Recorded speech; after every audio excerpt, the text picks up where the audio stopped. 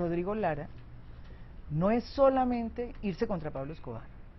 O sea, eso fue una parte, que es la foto, es decir, la pérdida de investidura que estamos contando.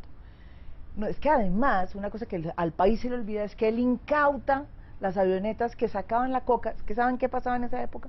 La coca salía por el aeropuerto del Dorado. Pero de usted el 78 al 80 ya tiene un grupo armado que lo protege, un laboratorio que produce. ¿Qué necesita usted para sacar esa coca? ¿Qué necesita? Hago yo la pregunta. Usted puede sacarla en el estómago de la gente, toneladas de coca. Usted puede sacarla escondida en una silla de un avión o en una maleta de un avión comercial. Por supuesto que no. El tercer elemento que usted necesitaba para que el narcotráfico se convierta en la gran amenaza para el país es los aviones, es obtener aviones.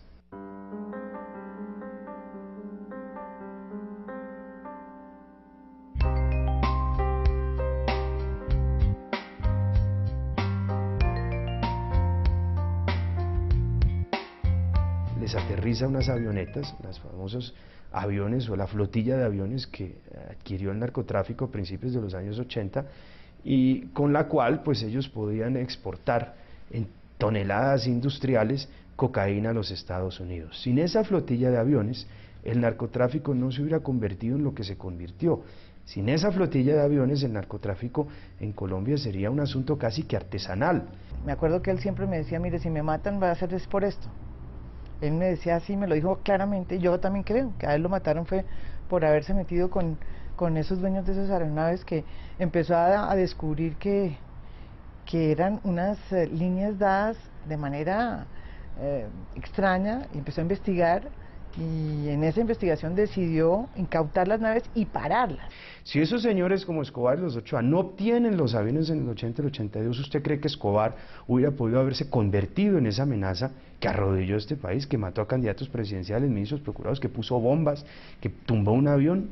Yo le hago esa pregunta, ¿lo hubiera logrado? No lo hubiera logrado, sería un criminal pequeño, mediano. Y repito, Rodrigo Lara nunca se asustó por el caso de Pablo Escobar. En cambio sí se asustó por la presión que recibió cuando empezó a entender que los dueños de esas aeronaves eran mucho más poderosos que el propio Pablo Escobar.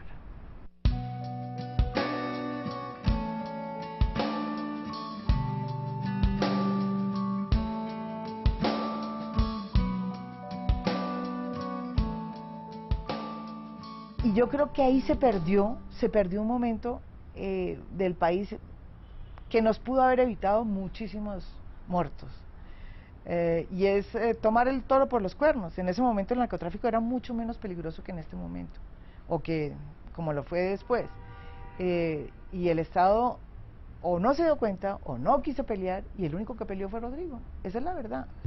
Se trata de una escalada del narcotráfico que hoy busca la salida de un ministro del gabinete porque lo considera incómodo para sus aviesos fines, para luego continuar con otras personalidades del país con el propósito de derrumbar moralmente a la nación. Y el 30 de abril de 1984, el aparato criminal de la mafia alcanza a Rodrigo Lara Bonilla.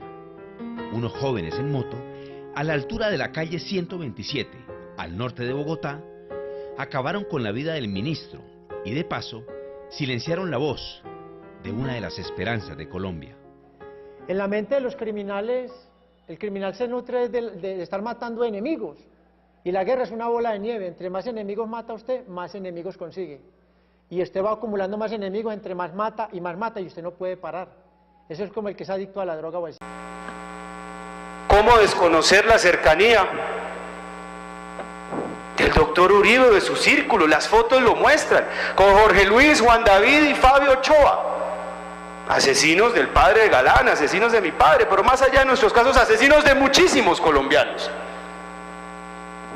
Yo quisiera escuchar o conocer de pronto alguna intervención, algún pronunciamiento del senador Uribe, siendo senador en los años 80, con la misma vehemencia, de la misma forma desafiante y con el mismo dedo acusador contra Pablo Escobar en 1988, 1987, algún recorte de prensa que me permita a mí pensar que todos estos hechos no son ciertos.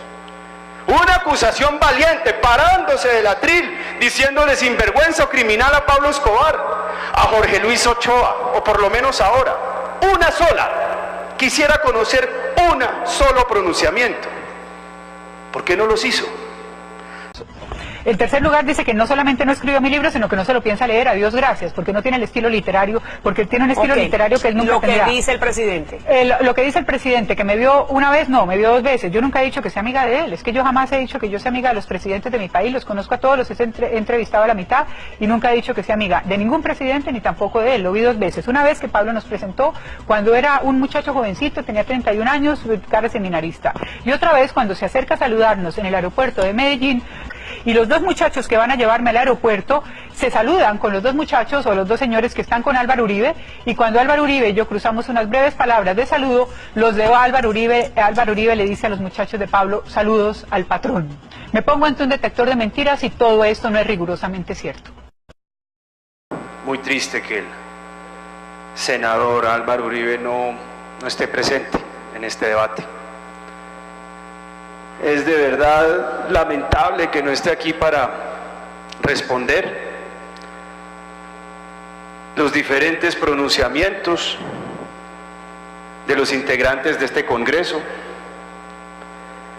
para responder más allá del relato que hizo en el tiempo que estuvo presente en este debate, los cuestionamientos de fondo que hizo Iván Cepeda en su debate. Porque en últimas, el doctor Uribe es el único habilitado, doctor Serpa, para responder las acusaciones de fondo que se hicieron en este debate. Los hechos aquí aportados por Iván Cepeda. ¿Quién más distinto al doctor Uribe puede responder por su pasado? Puede responder por sus actuaciones. No lo puede hacer su partido. Aquí ha habido intervenciones argumentadas, serias, respetables, porque provienen de congresistas respetables como la doctora María del Rosario, como el doctor Rangel, pero no van al fondo del asunto porque naturalmente no pueden sustituir al doctor Uribe y responder por sus actuaciones. Desvían el debate, como lo hizo ahorita el doctor Robledo, hacia otras latitudes, contra el gobierno, por el derroche, etcétera, etcétera, etcétera. Pero el tema de fondo, el que aquí aporta Iván Cepeda, no puede recibir respuesta. Otras intervenciones del partido del presidente Uribe son emocionales, porque lo quieren, porque creen en él y responden con emociones. Otras son simplemente infames, porque provienen de una crítica, digámoslo así, más bien mediocre intelectualmente, y que solo pueden llegar, óigase bien, al argumento ad hominem, al insulto, a la descalificación personal. Y a paradoja, miren quién viene aquí a descalificar a los familiares y a los seres queridos del doctor Iván Cepeda. Mire qué paradoja, y en este debate, recordando lo que estamos recordando del crimen organizado de los años 80, el ataque infamante contra los seres queridos de Cepeda, y el silencio ante las acusaciones y las actuaciones y las acusaciones que hiciera Cepeda en su muy argumentado debate. El senador Uribe Vélez no respondió en su intervención las acusaciones, no respondió los hechos aquí aportados. El doctor Uribe no respondió acusaciones porque se echó flores. Soy honorable, mis hermanos son honorables, mis seres queridos son honorables. ¿Por qué? Porque lo digo yo. Pero no hubo una respuesta de fondo. Más allá de echarse flores, detrás de todas esas falsas modestias siempre se esconden las grandes soberbias. Y el doctor Uribe hizo un relato que serpenteó, que esquivó los hechos aquí aportados por Cepeda hábilmente, pero pareciera que la habilidad se convirtiera aquí en el gran atributo de los gobernantes. Porque Pablo Emilio Escobar Gaviria y los extraditables eran unos depredadores de la justicia, comían vivos jueces de instrucción criminal y magistrados de la Corte Suprema de Justicia. Qué mal ejemplo da la Corte Suprema de Justicia a través de un magistrado como Yesir Ramírez, que tanto mal le ha hecho a Colombia. Pues, según el antiguo paramilitar del suroeste antioqueño, haber confesado que esta carta que envió al entonces presidente de la República no fue obra suya, sino un montaje para desprestigiar al magistrado Iván Velázquez, principal investigador de la parapolítica. Me premiaron cuando dije una mentira, me castigaron por decir la verdad. Acá estoy.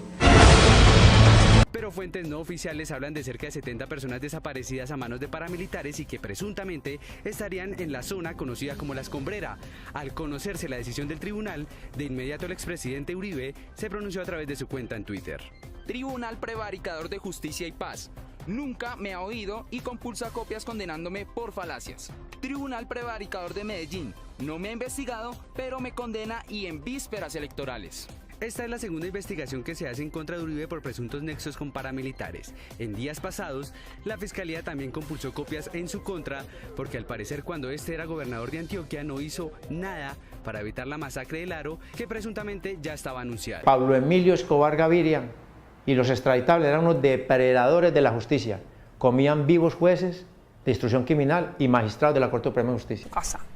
Pablo me presenta al ex alcalde de Medellín, y me simpatiza de inmediato porque pienso que es uno de los contados amigos de Pablo con cara de gente decente y que yo recuerde el único con gafas de estudioso. Fue director de la Aeronáutica Civil en 1980 al 82 y ahora a sus 31 años todo el mundo le pronostica una brillante carrera política. Se llama Álvaro Uribe Vélez y Pablo lo idolatra. Sí. Mi negocio y el saludo los leo a Álvaro Uribe. Álvaro Uribe le dice a los muchachos de Pablo, saludos al patrón. Me pongo ante un detector de mentiras y todo esto no es rigurosamente cierto.